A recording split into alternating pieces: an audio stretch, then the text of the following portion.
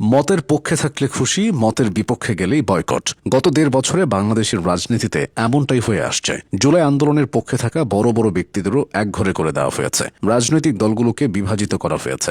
রাজনীতিবিদরা ছাড়াও শিক্ষক শিক্ষিকা থেকে গায়ক গায়িকা, টকশো ব্যক্তিত্ব ও সুশীল সমাজের মানুষদেরকে ট্যাগ করা হয়েছে। আলাদা করে দেওয়ার এই প্রচেষ্টার শুরুটা হয়েছিল বিএনপিকে দিয়ে। ২০২৪ সালের ৫ই আগস্ট গণ অভ্যুত্থানের পর সেনাপ্রধানের বক্তব্যে প্রথম এসেছিল জামায়াতে ইসলামীর নাম। গত ১৭ বছরের সবচেয়ে নিপীড়িত দল হলেও গণ অভ্যুত্থানের পর বিএনপির বিরুদ্ধে শুরু হয় একের পর এক প্রোপাগান্ডা। কিছু কিছু ঘটনাকে সামনে এনে বিএনপিকে তুলনা করা হতে থাকে আওয়ামী লীগের সাথে। নৌকা ও ধানের শীষ, দুই সাপের একই বিষ, এমন স্লোগানও শুরু হয়েছিল তখন। গণতান্ত্রিক রাষ্ট্রে নির্বাচন হবে, এটাই স্বাভাবিক। বিএনপি নির্বাচনের কথা বলায় তাদেরকে নিয়ে শুরু হয় সমালোচনার ঝড়। অথচ ১ বছর পর এসে এখন নির্বাচন নিয়ে বিএনপির চাহিদার সে বাস্তবতা সবাই বুঝতে পারছে। রাজনৈতিক দল হিসেবে শুধু বিএনপিকে নয়, বিএনপির বেশ কিছু নেতাদেরও একপাশ করে দেওয়ার প্রচেষ্টা দেখা গেছে, যাদের মধ্যে মির্জা ফখরুল ইসলাম ও তারেক রহমান অন্যতম। গত ১৭ বছর দেশে থেকে নানা অন্যায়ের শিকার হলেও শুধুমাত্র নির্বাচনের কথা বারবার মনে করিয়ে দেওয়ায় মির্জা ফখরুলকে নানাভাবে টার্গেট করা হয়েছে। সোশ্যাল মিডিয়ায় ট্রোল থেকে হাসাহাসি ও নোংরামি কি হয়নি। তারেক রহমান গণ অভ্যুত্থানের পর সবচেয়ে সহনশীল রাজনীতিবিদের পরিচয় দিয়েছেন,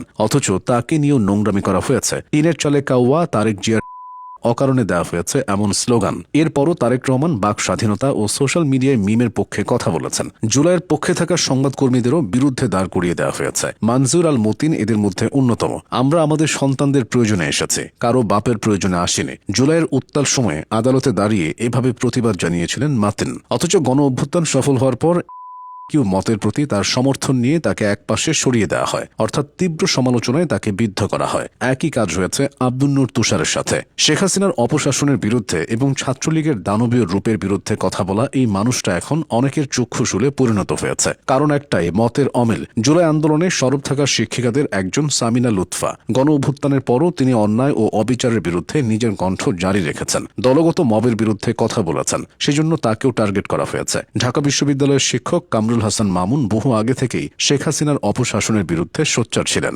অন্যায়ের বিরুদ্ধে সরব থাকা এই মানুষটা জুলাই আন্দোলনের সময়ও চুপ করে বসে থাকেননি। তবে আওয়ামী লীগ পতনের পর ১৫ই আগস্ট ফেসবুকে পোস্ট দিয়ে বঙ্গবন্ধুকে তিনি বাংলাদেশ জন্মের মহানায়ক বলেছিলেন, তাই তাকেও বয়কটের আওয়াজ তোলা হয়েছিল। শিক্ষকরা ছাড়াও জুলাই আন্দোলনের সরব ছিল এক ঝাঁক শোবিজ তারকা। শিক্ষার্থীদের পক্ষে পোস্ট করে জুলাই আন্দোলনের সমর্থন জানিয়েছিলেন অভিনেতা শাকিব খান। ২০২৪ সালের ১৭ জুলাই ফেসবুকে দেওয়া এক পোস্টে শাকিব খান বলেছিলেন, আমার প্রাণের বাংলাদেশ এভাবে হতে পারে না, কারো মা বাবার বুক এভাবে খালি হতে পারে না। অথচ সেই শাকিব খানকেই পরে কালচারাল আখ্যা দিয়ে বয়কট করা হয়েছে। ১৫ই আগস্ট বঙ্গবন্ধুর প্রতি শ্রদ্ধা জানিয়ে পোস্ট করায় শাকিব খানের ছবিতে জুতা নিক্ষেপ করা হয়েছিল।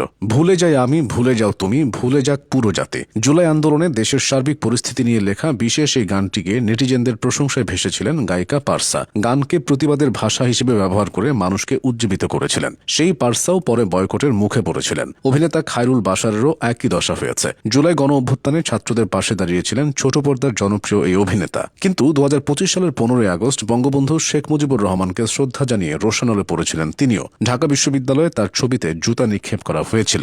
এভাবেই জুলাইয়ের পক্ষে থাকা অনেক মানুষকে দূরে সরিয়ে দেওয়ার অপচেষ্টা হয়েছে।